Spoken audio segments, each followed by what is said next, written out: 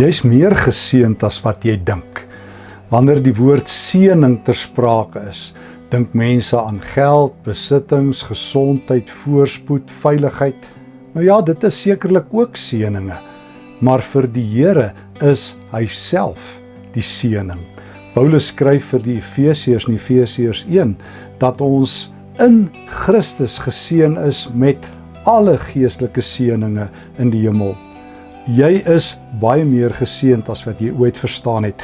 Seëninge is nie iets wanneer jy dink jy dit ontvang het nie. Seëninge is wat die Here reeds in Christus aan jou bewys het. Jy is 'n geseënde as Jesus die Here is van jou lewe.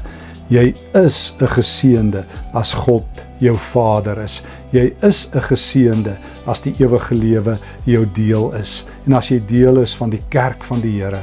O ja, en natuurlik al die ander daaglikse seëninge, daaglikse brood, jou familie, jou vriende, ja, die veiligheid, die voorspoed, dit is ook seëninge.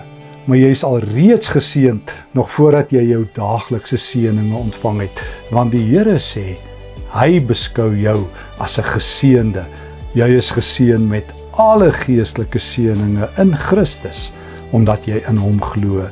Weet dit en leef as 'n geseënde van die Here.